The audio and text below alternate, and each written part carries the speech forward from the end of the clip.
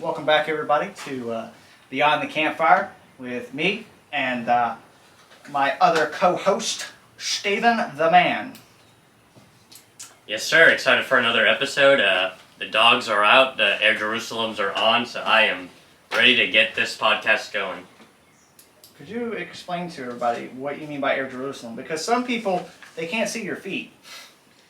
Yeah, if you are listening on Spotify or somewhere else, I am wearing these sandals made completely out of rope. And if you looked at them, they would look like something straight out of the time of Jesus. So, hence, Air Jerusalems.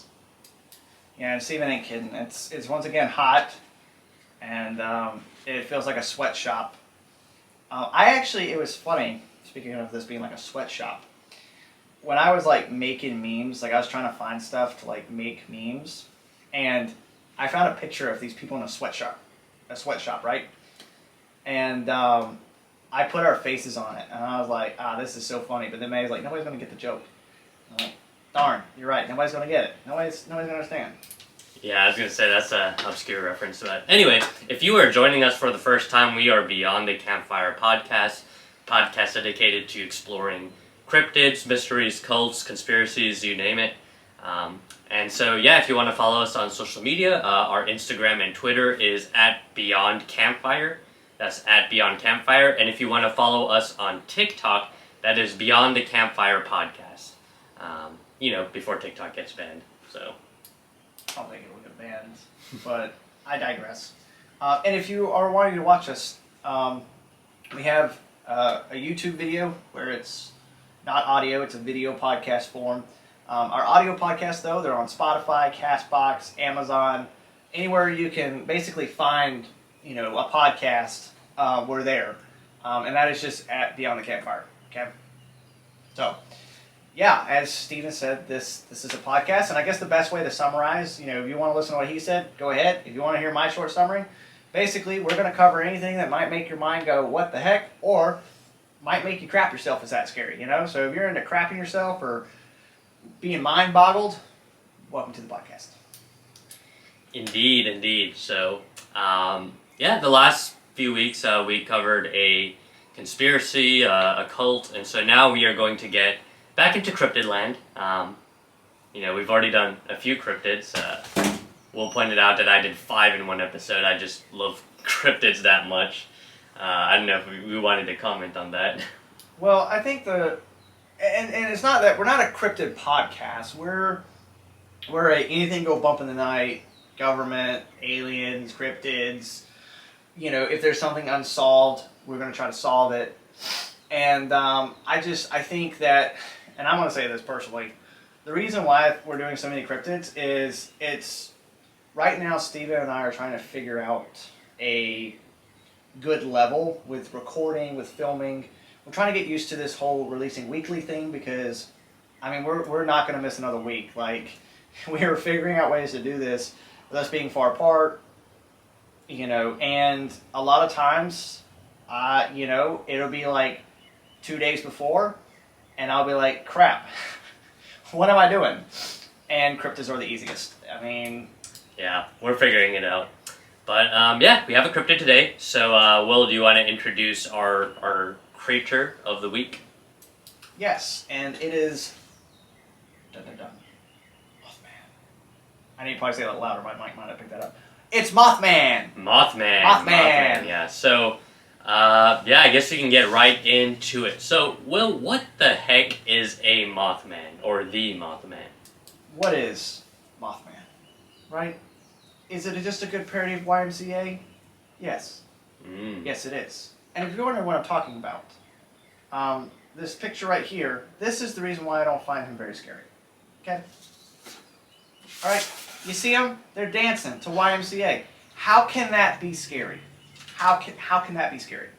How? Look, if you draw any kind of creature in a cutesy type of format, then it's not gonna look scary. But I would say even in this picture, it's got the glowing red eyes, it's got the shadowy figure. I still think Mothman is pretty creepy. I don't know. Yeah, I think he can still be creepy. It's obviously not the YMCA parody. I mean, it is a good parody, but it's not the parody. Mothman is actually a local legend based in, drum roll, West Virginia! The 5 West Virginians watching this podcast all cheered very loudly for that. Yeah, they did. Anyways, and by the way, before anybody, like, slides up and, like, replies to any of our Instagram posts or replies to anything, Haley's probably going to make this into a clip. Before you say, oh, country roads, take me home. No, you're completely wrong, okay? When he says West Virginia, he's not talking about West Virginia, he's talking about West Virginia, the west side of Virginia. Because the Shenandoah Mountains, or the Shenandoah River, don't flow through there. I'm glad you specified because I was about to make a joke about the state of West Virginia, but you were talking about the western part of the state of Virginia. Yeah, and a lot of people get it confused. But anyways, I digress. Sorry, West Virginians. I'm pretty sure they know that's like not their song. You know, but there are some people that are like, oh no, it's talking about West Virginia. It's like, look at a map. Look at a map. Yeah, we love you, the 5 West Virginians that exist out there. So, okay, I'm going to stop roasting them. We're about to lose 5 followers. Anyways, so the Mothman is said to look like a sexy silver statue. That is not how I would have pictured that cryptid looking, but okay. What's your basis for that, Will? I'm just kidding. Okay, that is the Mothman statue in the town of Point Pleasant, where Mothman was first sighted. Here is the picture of that statue. I think it's a really cool statue. There's some cool things about the statue. Yeah, no, it's that's quite the wingspan. You got the glowing red eyes. Kind of reminds me of Mothra from the Godzilla movies a little bit. Except he's like probably like a mini version. So yeah, that's true. Mothra's like yeah. building sized, but anyway. All right, so obviously we'll kind of talk about that statue a little bit later. But in order to kind of give you a true, accurate depiction, instead of saying it's a sexy silver statue or it's a parody of YMCA, memes aside, what does Mothman actually look like? Okay? I want you to imagine now a moth that is as big as a man. Okay? And I'm not talking like me and Steven Short King size. I'm talking like a 6-foot moth. Okay? Got that in your head. That's a big moth. Okay? Now I want you to picture the red glowing eyes. All right? The glowing eyes are about 2 inches in diameter. And they're about 6 inches apart. Okay? Now you got that terrifying image in your head. All right? Big old wingspan, 10 feet. That is Mothman. See, and I don't like seeing even normal moths on a regular day. But to imagine one the size of a human with glowing red eyes, that to me is terrifying. That I would be beyond scared if I saw that creature at like 2 a.m. on a Tuesday evening/morning. Yeah, for those who don't know, if you're wondering why William is looking around the room, if you're watching our video, that is it's because... Mothman. No, it's... Well, I thought it was. But no, I see a hornet, and there's like a hornet flying around. And all I can think about is, like, Mothman, oh, scary, big moth. What about a 6-foot tall hornet? Hey, don't give these cryptids any ideas. They will make one. So, in the cryptid factory. All right, so Mothman. We kind of know what it is. Where did this legend start? Well, if you were paying attention, I just said Point Pleasant is where the statue's at, and that's where it started. Right. Okay, that's where it started. When did it start, Will? When did it start? Okay. So the cool thing about this podcast, not this podcast, I mean this podcast is cool, but the cool thing about this episode is all of these sightings that I'm fixing to report to you are based off of like newspaper articles I found online, and I'm trying to see if they mention. I know they said it was in November, but I was trying to see if yeah, so I was trying to see if there's any like Okay, it looks like it was like 1966. Like 1966, like the late 60s is when it looks like, because the first newspaper article, I don't think it specifies where it was seen or like the timeline. But the second article does that I have, it does state that the first article, because it references that first sighting, was spotted and trying to see where is that? November 15th. So November 15th is when it was first spotted, and it was like the late 60s. It could have been like 65, 66, because I know like the last time I was seen was like last reported paper I have was seen in 66. That was November as well. So it could have all been seen, I think it was all seen that week, and that was about 66, 65. So I'm going to read now the first newspaper article. It is titled, Winged Red-Eyed Thing Chases Point Couples Across Countryside. This is by Marie Hire. This is going to be another word on Haley's like compilation. Yeah, shout out to our new content creator, Haley. We are grateful for you for you helping make our reels. So, yeah, all right, cool. Let's keep going. And I'm choking on coffee.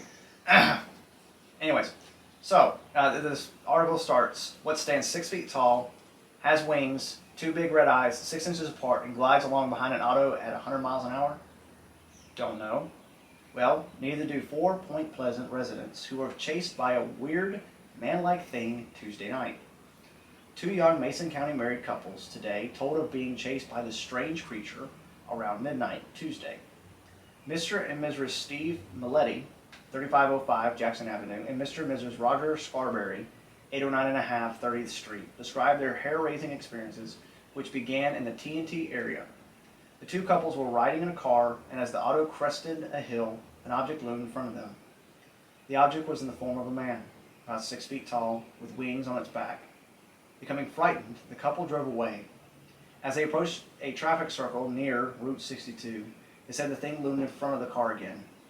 Milletti, 20, said they drove toward Point Pleasant on Route 62 at 100 miles an hour, which the strange creature drifting along behind the car. The couple said the thing seemed to avoid lights. When they turned to the C.C. Lewis farm, the creature was again in front of the car. What appeared to be a large dead dog was lying on the road. Later, the couples and police returned to the farm, but the dog had vanished. Deputy Sheriff Millard Halstead searched the TNT area. The deputy said the thing was gone, but he found a strange pile of dust. Scarberry, 18, said, "Believe me, if you ever saw it, you'd be a believer." The men said they might go looking for the same thing tonight, but indicated they were afraid they might find it. Wow, I usually am skeptical of things like this, but 4 people reportedly seeing the same large creature. Yeah, I don't know. I mean, that is something. So, one thing I thought was interesting is they said that Mothman appeared to be avoiding light, which is very different from moths. You know, moths are attracted to light. You know, I think we've all seen the memes of moths like flying into the sun or something like that. Mm-hmm. But yeah, Mothman seems to be doing the opposite, at least if that description is correct. So interesting. So that's kind of the first sighting, right? Yeah, that's the first sighting. And I'll say this from my research. So the TNT area, if you're kind of wondering what the TNT area is, I might be wrong, because this is going off the top of my head.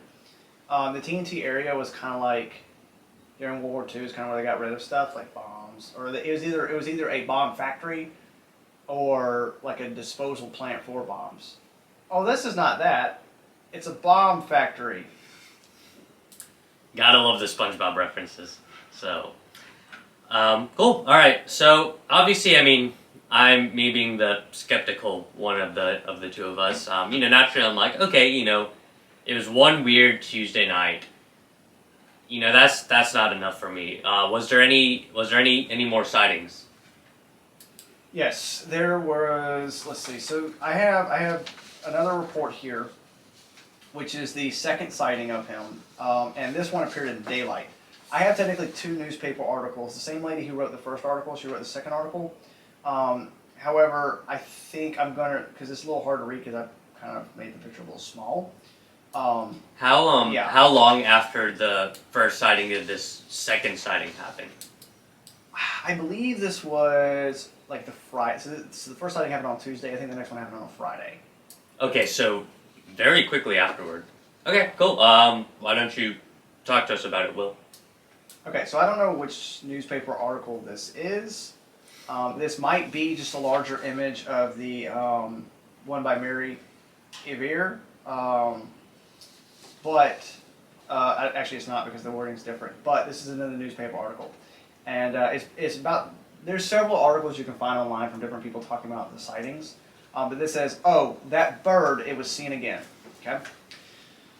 Mason County's famous bird is apparently still with us and has made its appearance in the daytime for the first time. Tom Urey, a Clarksburg resident, told the sheriff's office he had an experience with the bird this morning at 7:15 a.m. as he traveled north on State Route 62. Urey, an assistant manager of the Kinney store in Clarksburg, was en route back to the northern city after spending Thanksgiving here with relatives when he encountered the bird. "I know people think you're crazy when you tell of seeing something like this," Urey said, "but I've never had such an experience. I was scared. In giving an account to the Register, the frightened young man said as he went up the road he spotted a flying object. It seemed to come from the woods on his right. After his description of the area, it was determined it came from the area back of the Homer Smith residence. It came up like a helicopter and then veered over my car and began going around in a circles about 2 or 3 telephone poles high and kept staying over my car," he added. While his first thought was that of fear, Urey noted, "I tried to get away and was going 70 miles an hour, but it kept up with me easily." He stated that it kept soaring over his vehicle until it got to the Kirkland Memorial Gardens, and then it made its way to the left and over towards the river.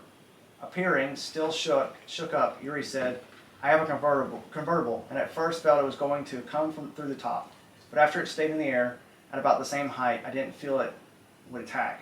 I've seen big birds, but I've never seen anything like this," he commented. He in giving a description, he said it was grayish-brown color, was some 6 feet in length, and had at least an 8 to 10 foot wingspan. Urey said he saw a bill, but not unusually big. He did not see red eyes that have previously been given as a characteristic. Some theorized the daylight could have accounted for this. Mr. Urey is the son of Mrs. Frank Urey and the son-in-law of Mrs. Dorothy Rhodes, both of Point Pleasant. So, there you go. Wow, so I tend to be not, and the argument is always that a lot of these cryptids are nocturnal, but usually nighttime sightings on like the visibility is dark, there's just any number of shadows or tricks that your eyes can play. Daytime sightings to me are more significant, so the fact that this man saw Mothman in the daytime makes me believe like, okay, there's something big and fast in this town. I don't know if it's necessarily a Mothman per se, but those two accounts combined are enough to at least put me on the fence and say, okay, there's something there. So, good. Yeah, and before I'll read the last news article, and then I'm kind of going to give my opinion on if Mothman's real. So this is the last newspaper article we saw of Mothman. This is from November 22nd, 1966, and this says the Mason bird monster presumed gone now, and this is by Ralph Turner. It says authorities here have concluded that the so-called Mason County monster was a large bird of some kind, and either has been or soon will be frightened out of the McClintock Wildlife Station area by hunters. It was a week ago today that the first sighting was reported of a large red-eyed winged creature in the McClinton area. Since then, there have been about 10 or more similar reports. The latest report was by 4 teenage youths who said they saw a large bird with red eyes fly away from their car at a very high rate of speed. This was 3 a.m. on Sunday.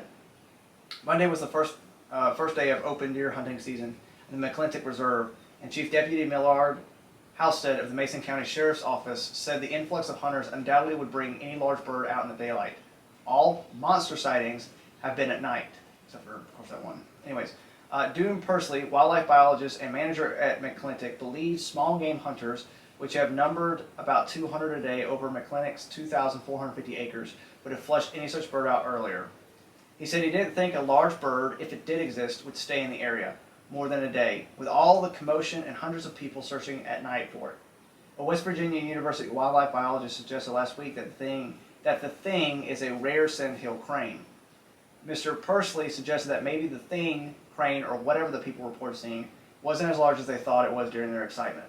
We have a lot of Canadian geese stop over here during migration periods, but nothing the size of what these people report. And Mr. Pursley, he said the hundreds of thing hunters had caused a littering and vandalism problem for the wildlife station. He said the area has been littered with cups, cans, bottles, and paper, and some signs have been damaged.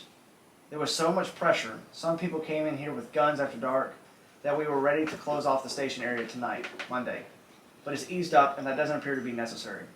Just what was seen in the dark of the night may never be firmly established. Mason County monster may become a legend. Maybe a new tourist attraction has been born. Wow, a bit of prophecy there from that news reporter. 10 or more sightings, all within a very short amount of time. Yeah, I mean, I know you're about to give your opinion in just a second too, but I do think there was some kind of unusual bird or creature there for that time, or maybe it was Mothman, I don't know. And yeah, I think for me, I'm less inclined to believe that there is a Mothman, and I'm more inclined to believe that, yeah, this is some kind of gigantic bird that for a time was in the area and then left shortly after. What about you, Will? I think, like I said, I don't know if it's 100% Mothman. The thing with me that makes me truly believe all of this to be true, to be real, to at least have some credibility, is when we do a lot of these cryptids, you're going to see that it's a story we found on Reddit. It's a story we found in some book. And I feel like those don't really give credit. And what I mean by that is I could go on Reddit right now, type up claiming I saw a Mothman, and I actually didn't see Mothman, but people would believe me. And that's where like a lot of these Reddit stories that we're probably going to cover on the podcast, a lot of these eyewitness accounts we're going to cover, none truly stick to me like Mothman does. And that's because the reason why I say that is it's not just like some eyewitness account and it's just being told through a Reddit story. These are newspaper articles that are published in the newspaper. There have been investigations. There have been 10 sightings in a week. And we're going to get into a little bit of the theories of who Mothman is, what could it be. So the next account I have for you is after all those newspaper stories you've heard, the most tragic of these stories is about the Silver Bridge collapse. Have you ever heard of the Silver Bridge collapse? No, can't say I have. So what is that? So there's, again, I have to, let me look and see. I have a picture of the sign they have because I was going to. So the Silver Bridge was constructed in 1928 and it connected Point Pleasant and Cayuga, Ohio. Name was credited to the aluminum colored paint used. It was the first I-bar suspension bridge of its type in U.S. rush hour. First of its type in U.S. Mothman,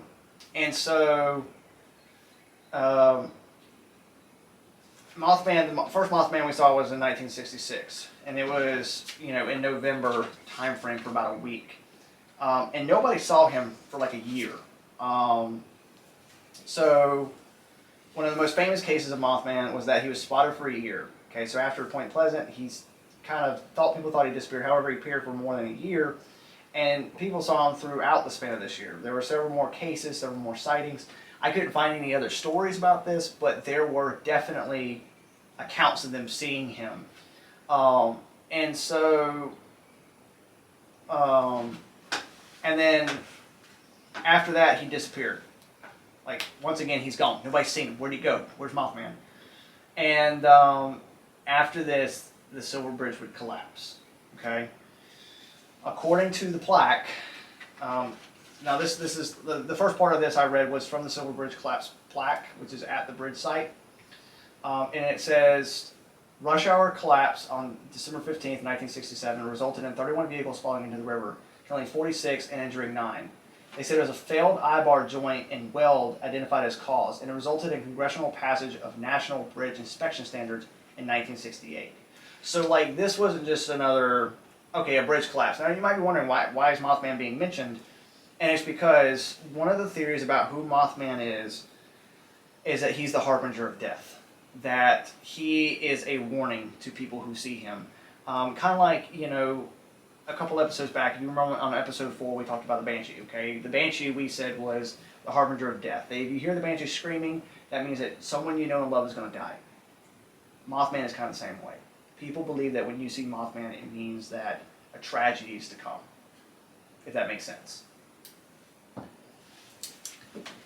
Yeah, no, that's kind of eerie, that Mothman connection to the Silver Bridge collapse. And yeah, you know, quite terrible, 46 people passing away. So, good. Well, hey, Mothman has... We got more. We got more. Okay, so there have been more sightings.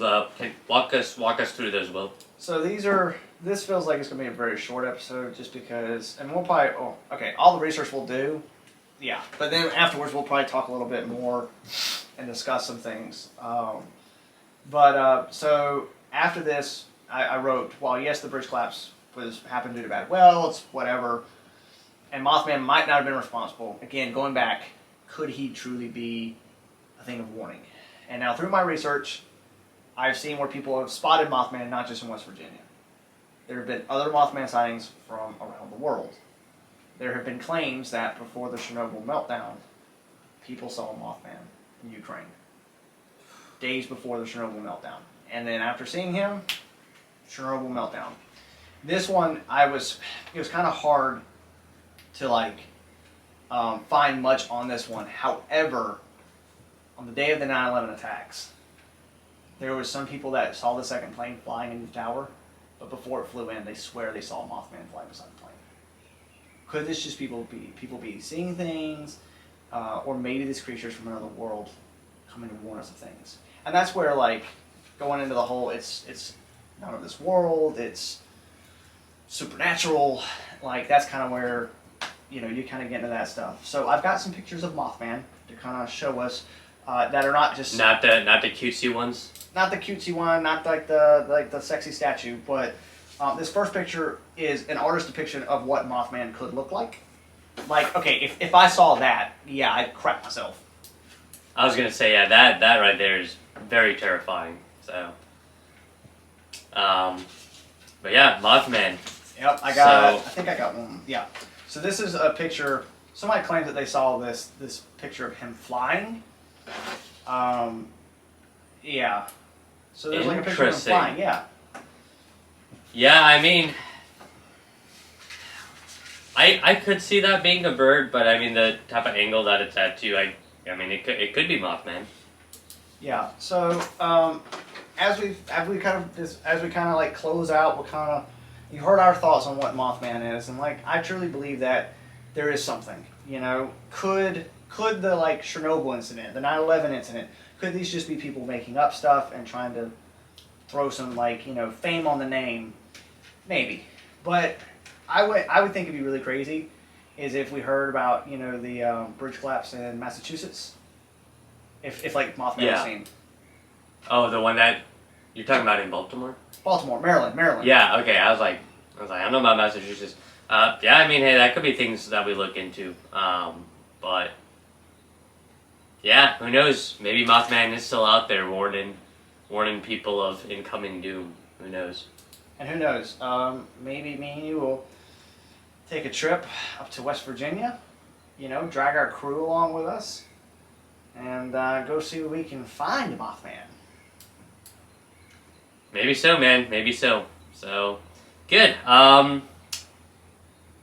Do we have anything else on Mothman for today, or will that about do it? Unfortunately, I think that's going to be about it. I mean, it's kind of a short one just because, really, you had the Point Pleasant sightings that were that span of a week where you had the 10 eyewitness accounts that was reported in the papers. Then you kind of had the whole Silver Bridge collapse. Those are kind of the main big stories of Mothman. And other than that, I mean, the whole Chernobyl thing, the whole 9/11 thing, there's not really, I couldn't really find any, like, stories of, like, you know, a news report, Mothman sighted before Chernobyl, during my research. Could there have been one? Maybe, but I didn't find anything like that. Yeah, and really for me, that's kind of why I'm very skeptical of Mothman. At least, I'm not skeptical so much of the Point Pleasant sightings, because within the span of about a week, you've had a lot of people seeing the same creature.